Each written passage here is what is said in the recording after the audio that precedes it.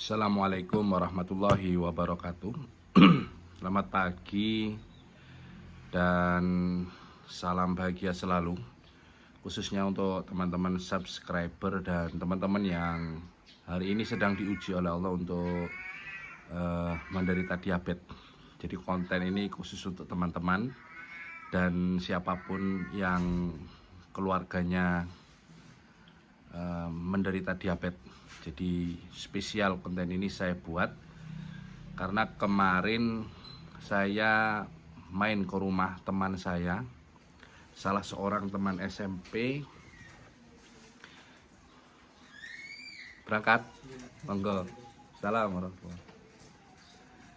Salah seorang teman SMP saya yang ternyata dia menderita diabetes sama seperti saya.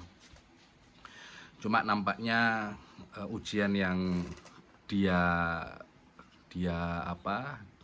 dapat ya, itu nampaknya ya saya bersyukur dia sekarang itu sedang ada luka di kakinya sampai kondisinya untuk berjalan dia menggunakan pakai krek gitu ya. Jadi bagaimanapun kondisi kita hari ini sebenarnya tetap masih ada yang bisa kita syukuri, tetap masih ada hal-hal baik yang bisa kita berterima kasih kepada Allah. Terlepas dari itu semua tentu kita harus sadar kan kita semua diuji dengan kekuatan kita masing-masing, dan semua ujian itu tidak pernah salah datang kepada kita. Kita diuji sesuai dengan kekuatan yang kita mampu.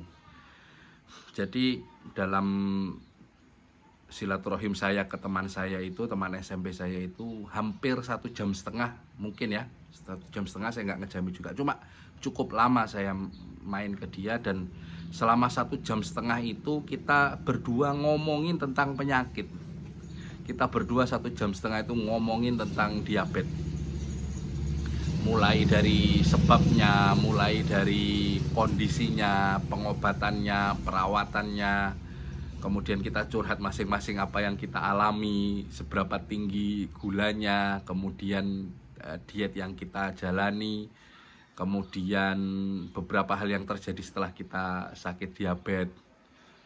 Dan saya bahkan yang saya bersyukur ya bisa ketemu teman saya itu, nampaknya pengetahuan dan pengalaman dia tentang diabetes itu jauh lebih banyak daripada saya, sehingga saya mendapatkan insight-insight baru.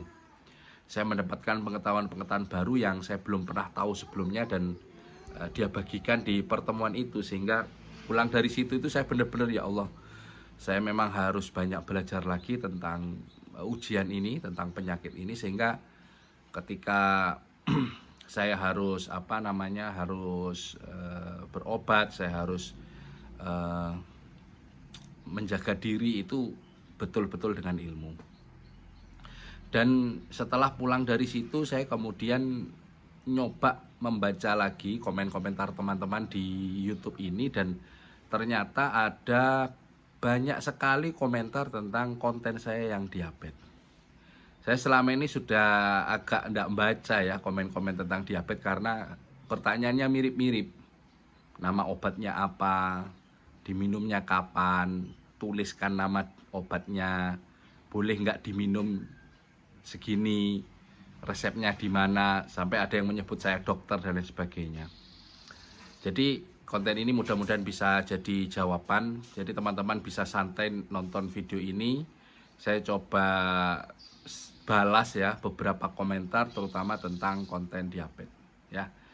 Dan hal pertama yang ingin saya sampaikan ke teman-teman, saya ini bukan dokter dan bukan orang kesehatan. Jadi saya ini pelaku, survivor, apa sih namanya? Ya orang yang sedang diuji Allah, sama seperti teman-teman. Jadi teman-teman yang sedang sakit diabetes atau keluarganya ada yang diabetes, gula darah tinggi, ya kita sama, kita ini sedang diuji ya. Jadi saya bukan dokter. Jadi nanti tolong ndak ada lagi pertanyaan ini obatnya diminum jam berapa. Oke, kita mulai ya. Nah, ini pertanyaan pertama dari MS Budi Santoso. Kalau minumnya tiap malam aja bisa nggak, Pak? saya tahu saya nggak berhak jawab ya, tapi ini berdasarkan pengalaman saja. Minum obat diabetes itu atau minum obat apapun itu nggak boleh milih waktunya, ya sesuai arahan dokter ya. Jadi kalau teman-teman ada yang nanya malam saja boleh enggak, ya enggak boleh. Pagi saja boleh enggak boleh. Siang saja boleh enggak boleh. Bagaimana? Sesuai resep dokter. Jadi tolong teman-teman kalau mau berobat, melakukan pengobatan terhadap diri sendiri, konsumsi obat, konsultasilah dengan dokter yang ada di sekitar teman-teman. Bisa dokter keluarga, bisa dokter di puskesmas atau dokter praktek yang ada, sehingga teman-teman bisa ketemu, bisa menceritakan kondisinya. Tiap orang kondisinya berbeda, tingkat kita menerima obat juga berbeda, ada yang tawar, ada yang alergi dan sebagainya. Kemudian kondisi gula darahnya berbeda, kondisi tipe diabetesnya juga berbeda. Jadi teman-teman jangan asal minum obat, jangan hanya mendengarkan di YouTube, ikut pendapatnya orang, kemudian kita konsumsi, kita pengobatan sendiri, jangan. Ya, jangan minum malam saja. Kalau saya selama ini minumnya ya pagi sama setelah makan. Saya nggak akan cerita detail biar nanti tidak diikuti lagi. Kemudian Pak mau nanya, ini dari Rizky HP6F.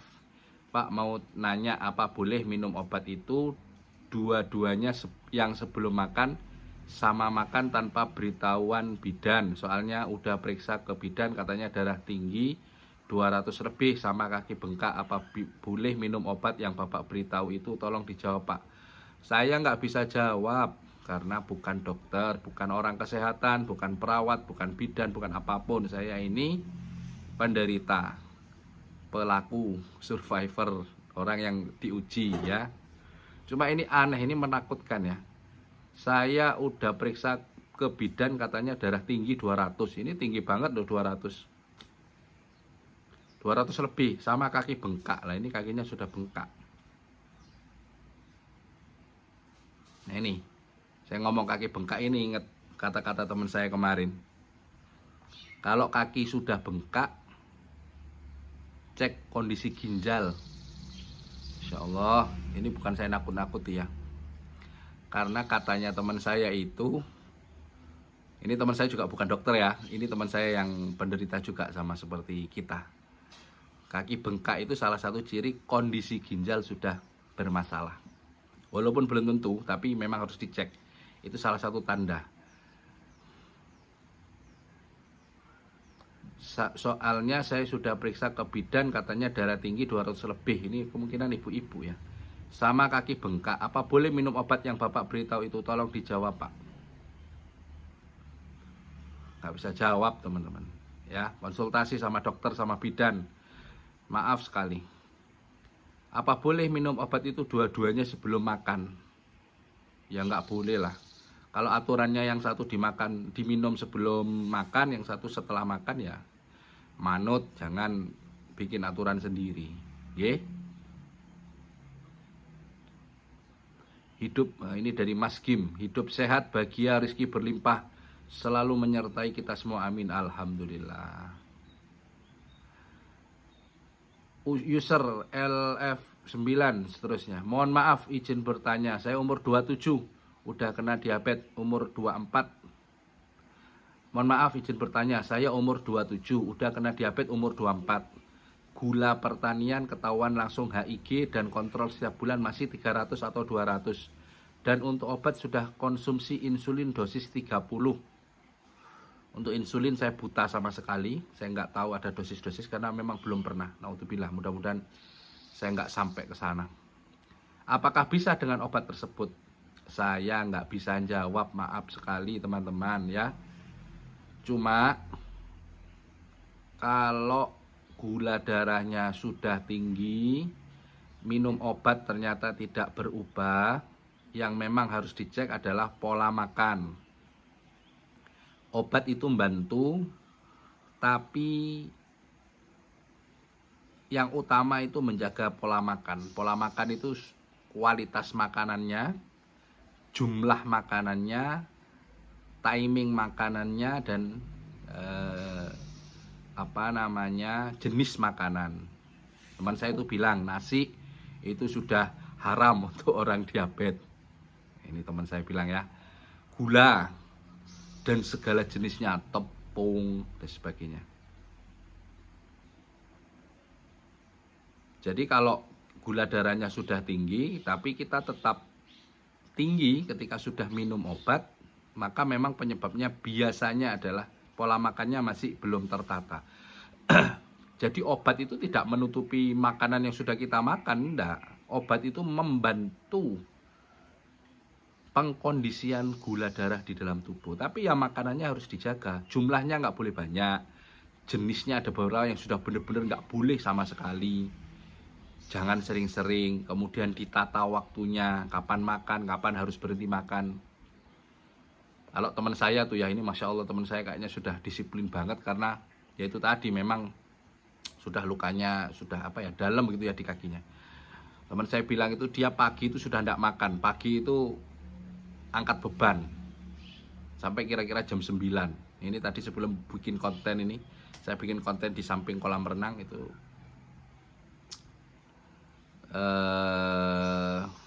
Angkat beban dulu saya tadi, walaupun nggak lama. Saya ngikuti teman saya itu inspired banget. Saya ketemu 1,5 jam itu memang saya bersyukur sekali bisa ketemu. Jadi pagi kata teman saya nggak makan sampai jam 9 itu angkat beban. Kemudian jam 9 baru makan, nanti makan lagi sore, dan makannya itu sebelum maghrib, maksimal maghrib itu sudah tidak ada makanan. Nah, teman saya itu sudah inspiratif sekali. Saya kadang-kadang ya itu masih nakal dengan makanan. Jadi teman-teman, obat nggak cukup. Yang paling penting pola makan. Bahkan kalau kita sudah punya pola makan yang baik, olahraga yang betul, seminggu minimal 5 kali begitu ya, atau setiap pagi olahraga, sebenarnya obat itu bisa jadi ditinggalkan. Ada banyak komen di channel saya ini, mereka yang anti obat, dan saya sebenarnya juga nggak menolak juga ada teori tanpa obat, itu lebih sehat.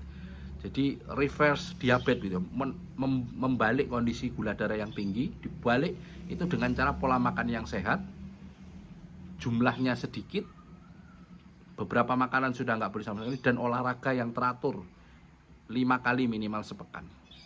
Itu benar-benar bisa balik.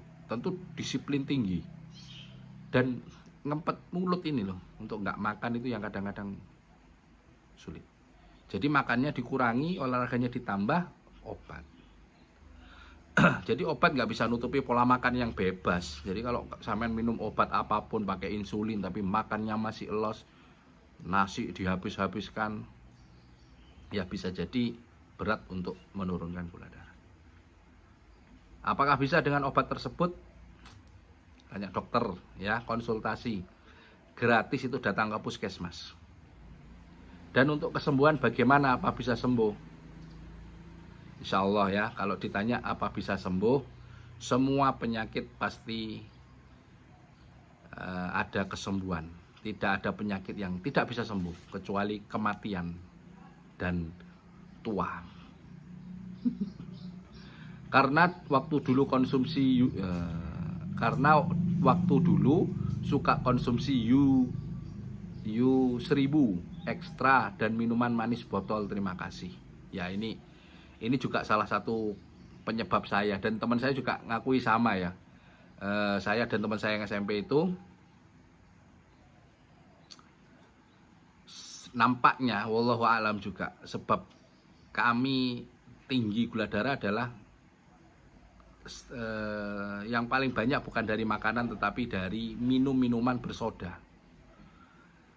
Laki-laki yang bekerja di luar itu kadang-kadang kalau haus langsung saja beli di toko, buka minuman soda, minuman manis-manis, seger, dingin, manis diminum. Nah itu Masya Allah gula darahnya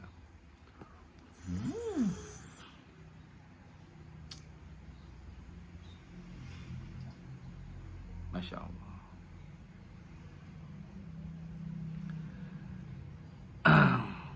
Mana lagi nih ya? User UC, efek jangka panjangnya kalau minum bisa pengentalan darah. Minum obat kimia itu tentu ada risikonya.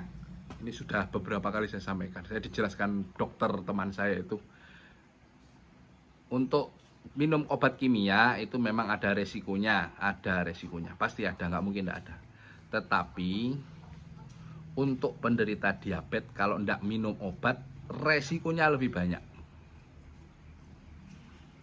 Udah ya, itu pendapat saya praktekkan untuk diri saya sendiri. Untuk sampean cari pendapat sendiri, nggak usah ikut-ikut orang ya. Kalau nggak yakin jangan dilakukan. Saya kenapa minum obat? Karena saya tahu pola makan saya tidak bisa saya disiplin betul, olahraga juga saya segitu, jadi saya harus minum obat.